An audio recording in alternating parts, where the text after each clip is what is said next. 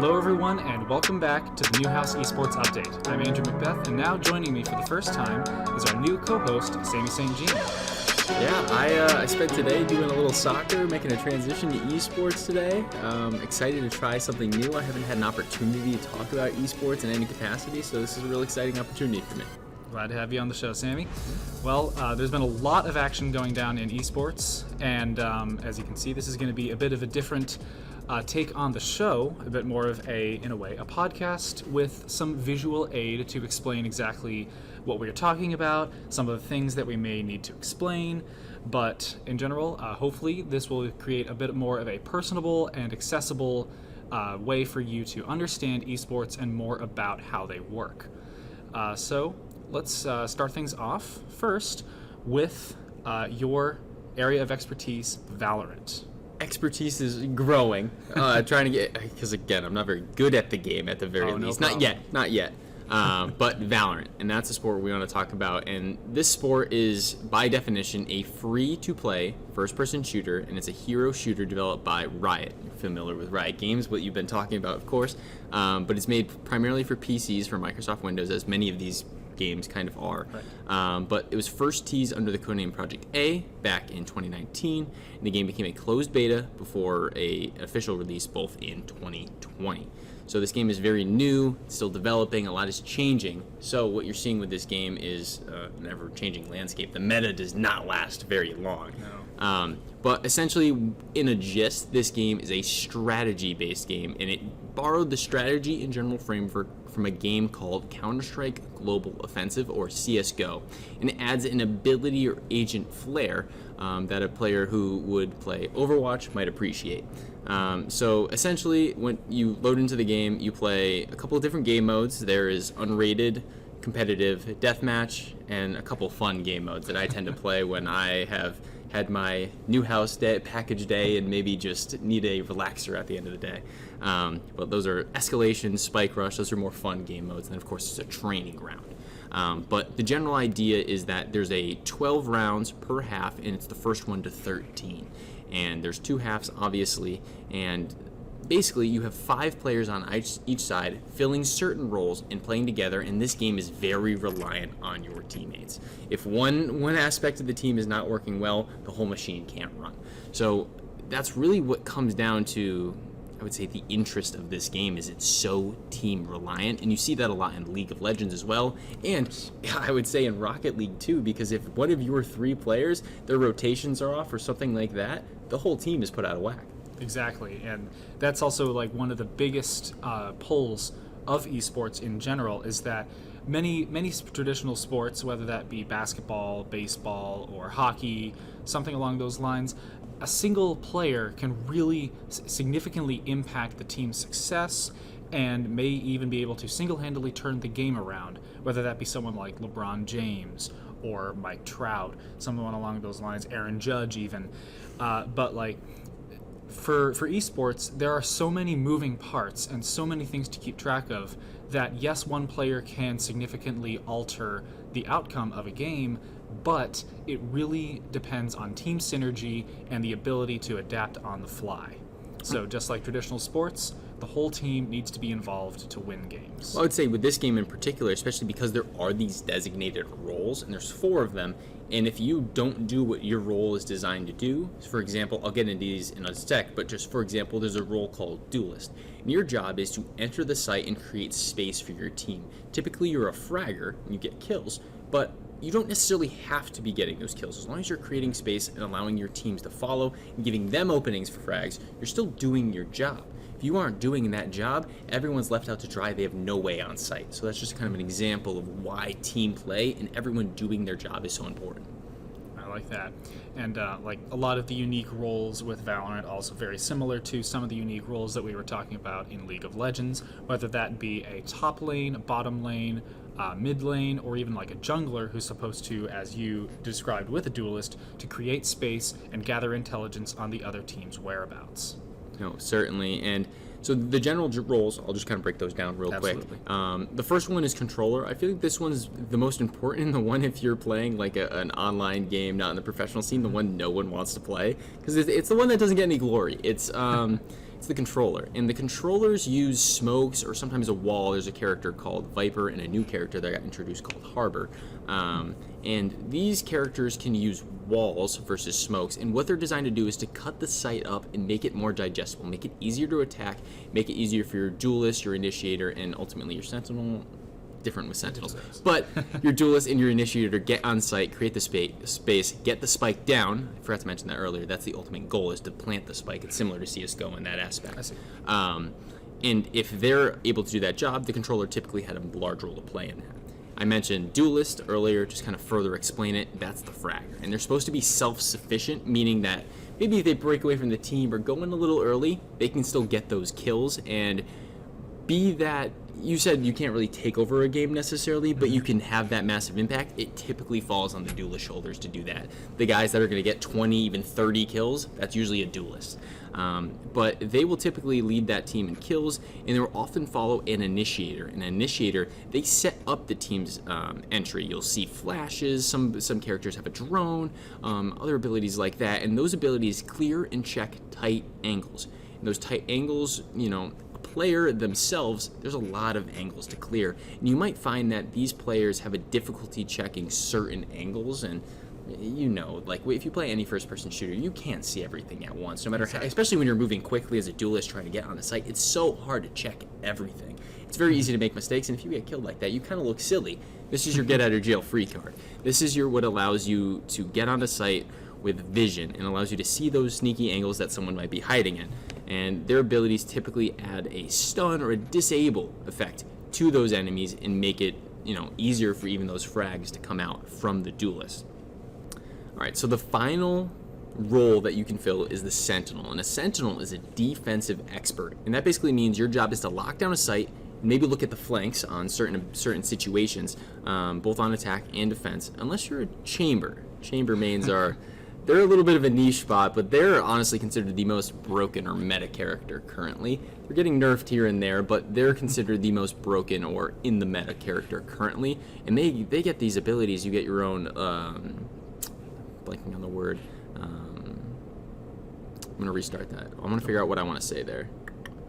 I'm trying to figure out exactly what the ability is. I'm trying to, I know what the ability is called, but right. In layman's terms, it would just be an ability. Is this like an ultimate ability? Is this it's a passive ability? What would you call a deagle? Should I just say a secondary? Desert? No, just a desert eagle. Should I say it as that? A one-shot weapon. It's a one-shot headshot. One-shot headshot. You can just say a powerful weapon. Yeah, a powerful secondary type weapon. Powerful secondary weapon. Yeah. That's what I'd say. Okay. Valkyrie has that in what is it called again? Dang it. Rainbow Six. Okay. There's a character that has that in Rainbow Six, and she's nasty with it. Anyways. Fair. All right, I'll restart that now. And so the final role that you can play is called a sentinel. And a sentinel, they're known as defensive experts. And those defensive experts are meant to lock down sites and look at the flank to make sure that no one's coming in a backdoor entry or anything along those lines. And they do that on attack and defense, because sometimes defenders will get aggressive and they'll push through, whether, say, you attack an A site and someone that was holding down the B site will attack the flank. Typically, it's the sentinel watching that flank.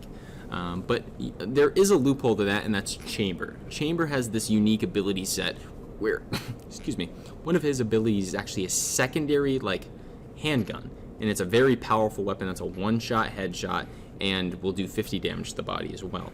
And then his ultimate ability is a sniper with 5 bullets, and if it hits you, you're done. That's it. Game over. So he's a really powerful character right now, very much in the meta. But yeah, that's kind of the general gist of the roles and everyone. There's a lot of agents we can go into, but in future episodes we can look at actual games and I can kind of explain what the comp is and why they picked the certain agents they did and why they may play off each other the way that they're kind of set up to. Absolutely. Sounds great. There's a lot of stuff going on with Valorant right now. Of course, the major split just ended recently with some champions being crowned, and now they're going into the free agency or franchising period of Valorant before they pick up back again in January. So would you like to go in a little more detail about some of the major moves? Yeah, there's a lot of new things happening. So even myself, I'm still trying to learn and understand what's going on, because it's very different from the way they've done things, and that really comes down to the franchising. But I will just touch on the most recent Valorant Valorant champion, Team Loud. They beat Optic 3-1 in the Valorant Champions tournament just a little while ago and crowned themselves as champions. They were far and away the best team in that tournament, really set themselves apart. So shout out South America getting the win there. Brazil team there being crowned. But there's 3 regions for franchising. It's the Americas, which is South America, North America combined, little Latin America, but there isn't a ton of teams out of there. And then you're going to get EMEA, which is known as kind of the European region, and then you're going to have Pacific, which is kind of Asia for the most part. And I'll kind of narrow in on America just to make it digestible to kind of get a general idea of how they did this. So, for example, Loud, who won, got franchised. Very easy choice there. But it wasn't necessarily based on your success. It was your ability to negotiate with Riot and essentially earn your team spot in franchising based on your negotiating and playing abilities. A little combination there, because there were some really good teams, such as Optic, who lost in the finals, TSM, Version 1, XSET, FaZe Clan, a lot of really known brands that didn't get in, which is obviously going to have a drastic impact on where players are going to want to play, because everyone that was rostered there, a lot of them want to play on a franchise team, so there's a lot of moving parts now. But the teams that did get franchised, Loud, 100 Thieves, which is a team I actively support, so when I got into the game, there's a player called Hiko, and he came from CSGO, and he's a very tactical player, so very easily caught my eye, and he's very involved, and he wasn't necessarily an in-game leader, but he was like a clutch master, and that obviously caught my eye the way he played. Exactly. I actually know that name from a very viral clip back in the old days of CSGO, Inhuman Reactions, I believe. Yeah, I think he played on Cloud9 then with Shroud, I believe, in that clip, if I'm not mistaken. That was back in the day. I wasn't quite watching then, but I did start by watching the CSGO pro scene, so it was a little bit of a handoff when Valorant came out. It's just more visually pleasing version of CSGO with a few nuts and bolts. Exactly. But looking at the rest of the teams, Furia, Leviathan, and Crew, and that makes up the 5 total teams that were franchised from champions, the teams that qualified for champions. These are arguably the best teams that made it, but due to some new signings, that isn't 100% the case. So I'd say Cloud9 has established themselves as the new favorite, and this is debatable, but they added some really good players, including Ye, who we'll get into a little bit later, but he's kind of known as the fragger, the best player in the world right now. Right. And then after Cloud9, there's Evil Geniuses, MIBR, NRG, and finally Sentinels, who's a pretty known team due to their brand. They actually had Shroud on their team for a brief stint, and they're known for a player named Tens, who they actually signed a while ago back from Cloud9 when it wasn't this franchising thing, and really anyone had a chance to make champions. You and I could start a team right now, and by the next tournament, we hypothetically, if we were good enough, could have made champions. But it wouldn't have happened. Possibility the way it was run before. They gave that opportunity to people. It never really worked out for anyone, but it was still an open tryout for some of those first couple tournaments. It's kind of interesting, very similar to how Rocket League is actually playing right now with the fall splits for multiple different regions, and then only those will have the 16 total teams be playing in the fall cups, majors, and eventually the champions in August. Yeah. So the way that it was kind of run is like there was these play-in tournaments, so like it would be a pool of like 128 teams or something. Wow. And it would just be single elimination, losing you're out. But it would just be obviously it was set up so the best teams could win because they earned that seeding by being as good as they were. Of course. But there was every once in a while an upset. There was some homegrown teams that came out and upset some of the big dogs, some David and Goliath moments, if you will. Nice. But they aren't all that common, and typically you weren't seeing an Optic or 100 Thieves lose those kind of games. But kind of breaking those down, I do want to touch on a couple players just for people who might have been intrigued by the sport based on the conversation. Not everyone is attracted to the tactics the way I am. That's kind of what drew me in, is just the team play and everything like that. A lot of people are drawn in by the eye-catching clips and the kills and the multi-frags and everything like that. So I'm going to give you kind of 3 players on some of these better teams that you might want to watch out for. The first one is Asuna from 100 Thieves, and he's one of those players that plays on a really high sense, and that can make him both hard to watch or really fun to watch depending on how you kind of digest it. But he plays fast, he gets in there, and he's kind of bounced around roles a bit, but I knew him and kind of got interested in the way he played when he plays a duelist. But he has a ability set and a talent set where he can fill a couple different roles depending on what 100 Thieves needs from him. And then moving on to Tens. So Tens plays for Sentinels, and he's kind of their staple player. He originally played for Cloud9, where he blew up, came from the CSGO scene beforehand, and he might even challenge Ye in terms of aim, who we're going to get to next. But he's those are kind of the two guys you think of, like, best clip, might be those two. But on the big stage, in some of the big moments, he hasn't had some of his best performances, and as a result, Sentinels haven't had the success that maybe Optic and Ye have had. You could recall that onto team play and other stuff like that, but he hasn't had the opportunity to shine on the national stage since his first international tournament. They really haven't gotten back onto that stage since then. And then finally, Ye. He's the best. There's really nothing else to say. I think the only person who might disagree is Ye himself, just because he's a fairly humble guy in most of the interviews you'll see from him. Nice There isn't a ton of arrogant Valorant players, which also makes it easy to kind of root for. Some of them do it as jokes, and I will say that is the most interesting about esports. It's the Twitter battles. They are hysterical. It's hilarious. So good. The best trash talk and just in general, just honestly, sportsmanship comes from esports, because there's just so much, of course, there's the trash talk between teams that's just absolutely off the rails. Yeah. But at the end of the day, it's because at the end of the day, it's only a game. Why do you have to be mad? And that's just the funniest thing, where like two teams can just be like, oh yeah, this team's total trash, and then after they get beat, they're just like, oh yeah, you beat us, but it's funny. Here's a fun meme. Yeah. Oh, you beat us. Hey, friend that I have on the other team, you're trying to play comp later. So like very, very casual, and also there isn't those restrictions that maybe an NFL or something would have. Like if a certain team posted something that was maybe deemed across the line, not in terms of just being like offensive or anything, but just like something the league didn't approve of necessarily. Exactly. There's sanctions. They can post all the memes they want or anything along those lines just to have fun. They make it more fun by doing so, and it makes it more fun to see that trash talk. It makes it more real, I think, and it makes it more of an actual sport, if you ask me. And it kind of gets it closer to getting it to that level, which I think we both want it to be. Is the competitive level to the point where you can actually have fun instead of just competing to be at the top. Yeah, absolutely. And I'll just finish up on Ye here. He and Tens play Chamber, and Chamber's that busted character, the one that really frags out, and he has some really cool clips with that secondary weapon. You can buy up to 8 bullets, and sometimes you only need 5, and those are obviously the coolest clips when people are able to do that. And it comes with a sniper as well. Ye and Tens are both very good with a sniper in their hands, but they're known for their fragging, they're known for their aim, and they're very exciting to watch. Well, thank you very much, Sammy, for talking to us about Valorant. There's a lot of details and explanation that goes into it. We'll take a little bit more time to talk about the game and how it's played in our next episode. For now, though, let's take it over to the League of Legends scene.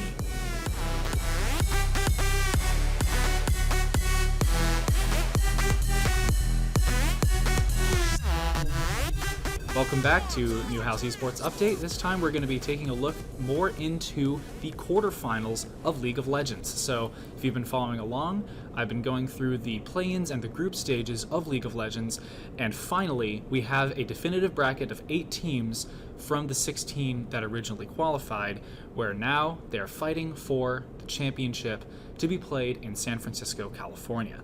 So these are the 8 teams that have come out of the group stages, those being Rogue from Europe, JDG Intel Esports Club from China, Royal Never Give Up, also from China. We have T1, a fan favorite from Korea. We have Dongwon Kia, also from Korea, Genji, the currently best team in Korea, Edward Gaming Haikan from China, and finally DRX, also from Korea. So this is a very Western-dominated matchup with only Rogue coming out of Europe, no teams coming out of North America. So again, we're seeing really who is the dominant region and dominant essentially hemisphere of the world when it comes to League of Legends. I do want to ask a quick question. Was Absolutely. there any teams that got eliminated that you were surprised didn't make it through? A lot, actually. So Fnatic, one of the largest teams or biggest fan bases for League of Legends in Europe, they went 2-1 in a very surprising matchup in the first week of the group stages, including taking one off of, again, fan favorite T1. So it was a very, very well-played match. Unfortunately, they went 0-3 in the second week, finished with a record of 2-4, and third overall in the group, which meant that the other 2 teams in the group, them being Edward Gaming Haikan and T1, automatically qualified. So Fnatic just couldn't get it done, as well as Cloud9, like you mentioned earlier, another very dominant Valorant team. not so dominant when it comes to the worldwide scene in League of Legends. They were, of course, very dominant in the North American scene, winning the summer split in convincing fashion against, unfortunately, 100 Thieves in a 3-0 victory. It was not close the entire time. Unfortunately, again, C9 just couldn't get it done. My personal favorite was Evil Geniuses. They also went 1-5 in the 6 matches they played in groups. Just a really sloppy play all around from Europe and North America, and I'm really disappointed. With Fnatic in particular, do you know what caused that drop-off, given that they kind of started okay?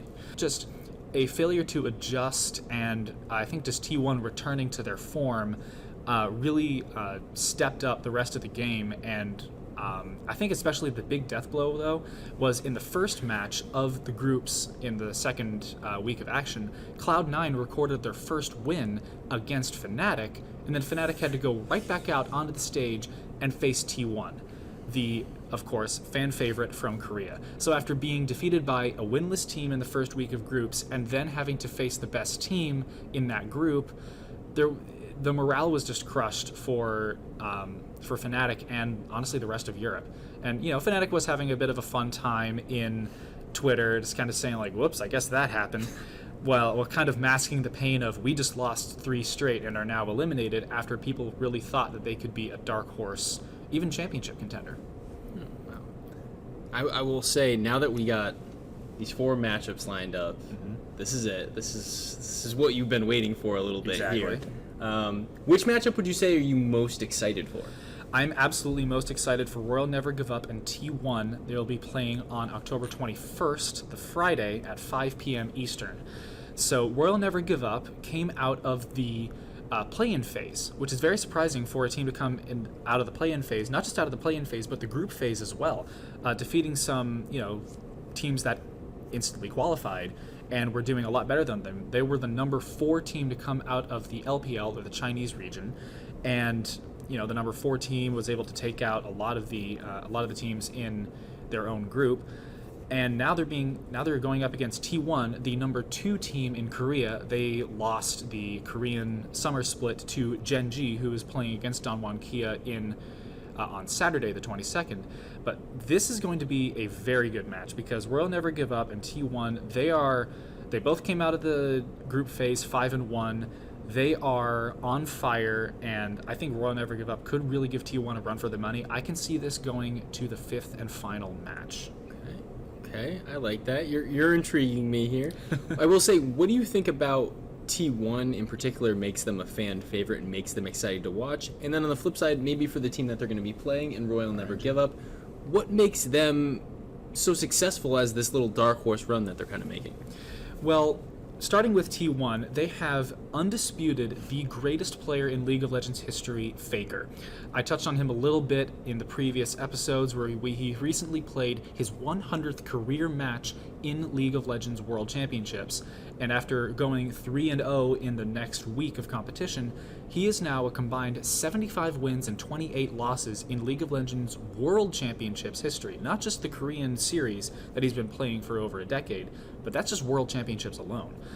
There's a lot of fantastic play also coming from the bottom laner Gumayusi, as well as the top laner Zeus, who is just playing some fantastic League of Legends.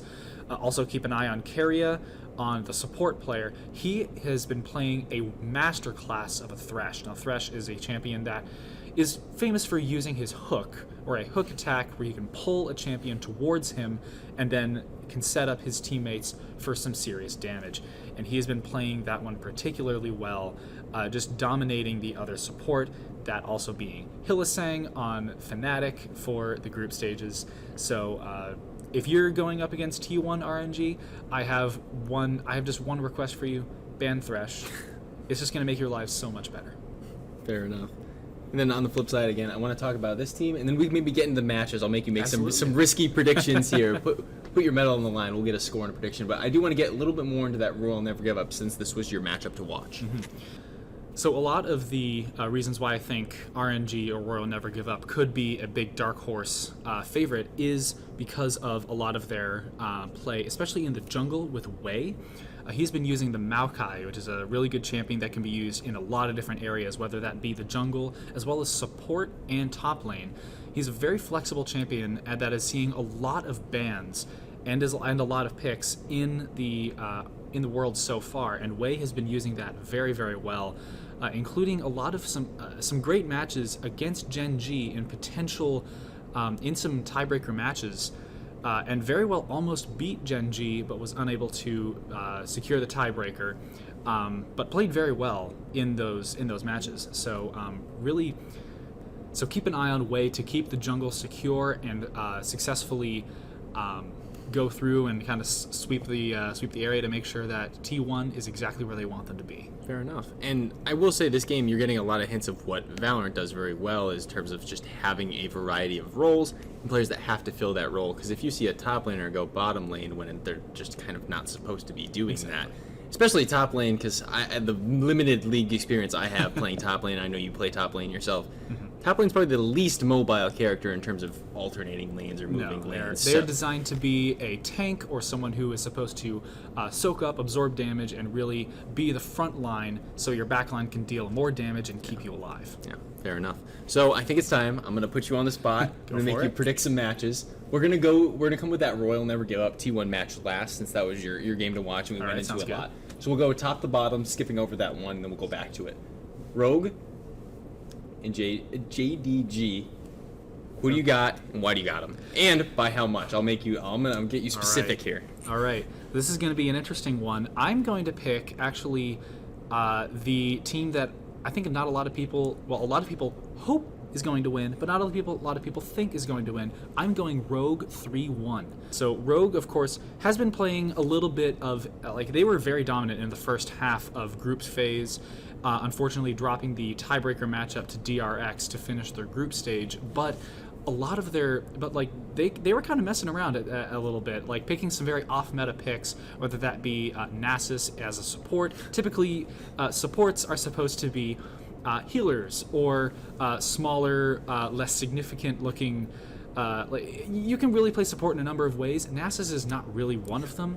But it was just a fun little thing that they tried out, and it didn't work. But particularly a lot of great play coming out from Larson in the mid lane on his Azir, as well as Comp in the bottom lane, securing 2 pentakills on the champion called Sivir in Worlds so far. So he is playing a fantastic Sivir. That's what JDG should really do to combat them. So I think the main reason why they should be able to beat JDG is because of the synergy that they have as a whole team. However, the biggest obstacle will be 369 on the top lane. Great name. He has been playing a fantastic Aatrox, going 10, 1, and 11 for kills, death, and assists. Just a very dominant performance from him. So ban the Aatrox and keep him in his place, and that way, hopefully, Rogue should be able to come out on top. All right, so we got 3-1 in that one. We'll skip Royal Never Give Up in T1. We'll come back to that one since that was your match to watch. DWG, Gen G.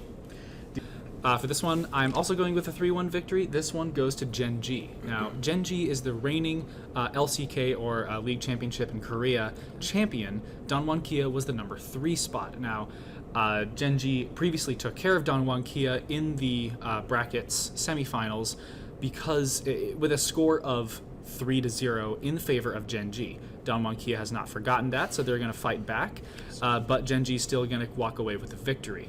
They were able to finish first in their group, defeating Royal Never Give Up in their tiebreakers. I think Gen G has some fantastic synergy, especially with Peanut in the jungle, Chovy on the mid lane, and Doran on the top lane. Honestly, just their entire team is just stacked full of talent, especially, Peanut has been playing for a very long time, I think with Faker at one point. So they will be able to keep Donwon Kia in check and come out with a 3-1 victory. I gotta say, names in video games are just fantastic. Just really unbelievable. Valorant, League, great names. All right, so we'll move to this bottom matchup, Edward Gaming Hycan and DRX. Who do you got and why? I think this is going to be the only clean sweep of the quarterfinals in favor of Edward Gaming Hycan. Okay. They have won Worlds before, So who's to say that they can't do it again? Now, DRX, I will admittedly say I think they are the weakest team to come out of quarterfinals, or to come out of the group stages rather, because they are one of two teams that had to fight out of the group phase. The other one being Royal Never Give Up. But RNG was able to really take it to Gen G and a lot of their competition to really cement themselves as a team to watch out for. DRX, they did beat Rogue in their tiebreakers. However, they lost to Top Esports, which was a bit of a disappointment on their end. They have lost to Rogue before as well. So I think DRX is just going to be they're just going to be slightly outmatched, especially with Scout in the mid lanes. The combination of Maiko and Viper in the bottom lane. There's just a lot that EDG can really pull out to really dominate over DRX, and I think we'll be facing against Gen G in the semifinals. Okay, perfect. Alrighty, then after that, the game to watch. We talked a lot about it. You went through the players a little bit, but now I got to put you on the spot for your game to watch. Royal Never Give Up, T1, who you got, and then again, why? Well, this one's going to go to 5, as I said before. Yep. And I think just in terms of experience and overall, and just overall skill gap, I guess you could say, this one's going to go to T1. Everything in me wants to say Royal Never Give Up for the upset, but I think T1, let's say Royal Never Give Up takes the first game. T1 takes the second. Okay. RNG takes the third, forcing them to be against the wall, back against the wall. T1 then ties it up, and you think, oh, if this trend continues, they're able to respond. But no, I think RNG will be just too nervous, just not able to get past that mental barrier that really is we're about to face Faker in a winner-take-all match. And not just Faker, but Yumayusi and Keria and Zeus, as well as Wunner in the jungle. And Wunner has been playing some fantastic stuff, especially on Graves and a lot of Trundle as well. I think, in general, the skill gap between Royal Never Give Up and T1 is just too great, is just enough in T1's favor that regardless of synergies and draft strategies, whatever that may be, I think it'll be just enough for T1 to break out and secure a spot to face off against Rogue in the semifinals. All right, so I have 2 final questions for you about this tournament. All right. Who's going to win? The whole entire tournament. The whole entire tournament. So, assuming the semifinals are locked in with T1 and Rogue and Gen G and Edward Gaming, I think it'll be a rematch of the LCK with Gen G and T1 facing off in the Chase Center in San Francisco, November 5th. So Gen G previously has beaten T1 with a score of 3-0. It was a clean sweep in favor of Gen G. I don't think it'll be nearly as close. I think it will be a 3 games to 5, or rather a 3 games to 2 series, best of 5.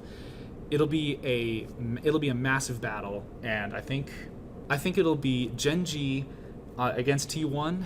And I think this one is going to be 3 games to 2 in favor of T1. They're going to get the revenge against Gen G. They're going to secure another Worlds win for Faker.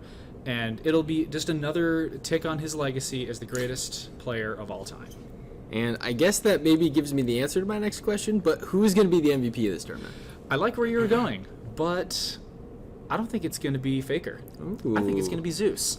Zeus has been playing some great plays on the top lane for T1, particularly in these group stages. Honestly, it just comes back to who can really win the top lane, because the top lane doesn't really get a lot of focus in these games, or every now and then they do get a little bit of oh, check this out, but most of the time it is really focused on the bottom lane, because in a similar way where you look at the quarterback in the NFL, or you look at maybe the pitcher for baseball, those are the players that are getting the most attention, and those are the most, quote, important players to watch out for. Maybe the duelist in Valorant. Exactly, the duelist in Valorant. They're getting the most amount of attention because they deal the most damage, they get the most kills, they're the most flashy. But at the end of the day, the top laners are the ones that have a lot of utility, have a lot of staying power, and are honestly the people that are going to turn fights around themselves. I think the gap between top lanes is just going to be too great. Zeus is going to be able to take down from JDG Intel 369. from Rogue, Odoamne, and finally Doran from Gen G. He's just going to be able to dominate those matchups and whatever champions he has. Okay. So yeah, that's why I'm going with T1 overall, taking this Worlds 2022 with Zeus as the most valuable player. All right, perfect. That's Valorant. That's League. Send us home. Great. Thank you very much for watching Newhouse Esports Update with Sammy St. I'm Andrew Macbeth, and we'll see you next week. Yeah.